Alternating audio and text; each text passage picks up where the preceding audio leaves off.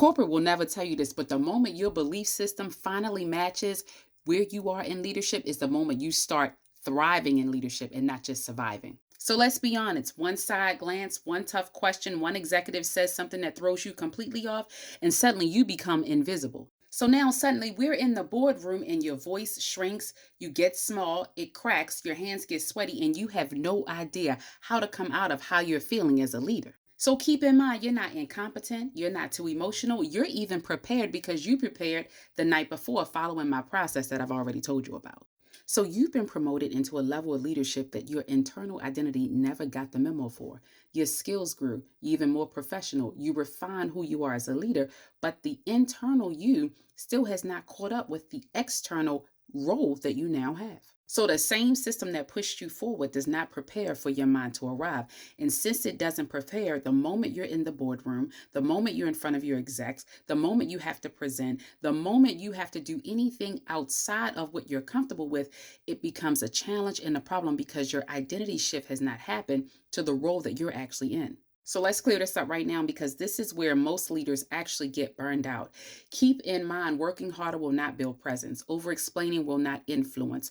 You providing insight or overperforming, providing insight that you think is necessary to the CEO, CTO, CMO, and CFO is not something that's going to make you visible and or help your identity to be adjusted. This is what you need to do. Get your pen and paper. Here we go. So, number one, we got to rewire the system that's actually running you. And when I say running you, it's controlling how you show up. So, if every time you're in the boardroom and in that boardroom, you say, oh, they're laughing at me. Oh, they don't believe me. They're judging me. I don't deserve to be here. That's the challenge. You need to actually name the narrative that is hindering you. What is that narrative that's hindering you? Regardless of what it is, number one, we got to know and understand what that is. Number two, audit the gap between your title and your identity. So if your title is VP, but your identity still says I'm in a supporting role, if it still says I'm a middle manager, if it still says I'm just a team lead, then what happens is there is a huge gap. And until that gap is filled and until your mind and or identity catches up with where you are, you will remain in that cycle. Essentially, your leadership identity has to rise to meet that particular title.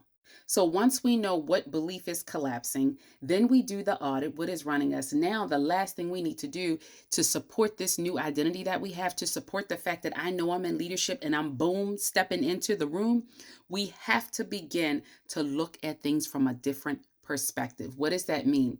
That means the belief work needs to come into play. What do I now believe? I now believe that I deserve to be here. I now believe that I am the VP. I now believe that I'm going to ask clarifying questions in that next meeting. I'm now making decisions based on who I believe that I am. I am now delegating tasks without guilt. I am now running the show because I am the leader based on how I now feel internally, which is going to impact how I feel or what people see externally. So now what is this doing? I am now working with the infrastructure needed to really scale my leadership. I've identified who I am as a leader. I now know and understand the executive presence, meaning how I show up.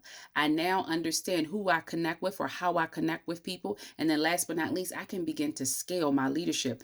What what do I need to do in order to remain in this? We need to continue the behaviors that we've started before. So when your internal beliefs match your external titles, you stop chasing validation and you actually begin to command the room. Hence the reason why you become visible in leadership. Now, if you need more, this is exactly what we're talking about January 24th of 2026. How you're going to lead the room, how you're going to impact others around you, how you show up. What does that look like? Your executive presence. These are all pieces where you can connect the dots right here in class. If you need more, right here at DanieSheldon.net. Like, comment, and follow for more.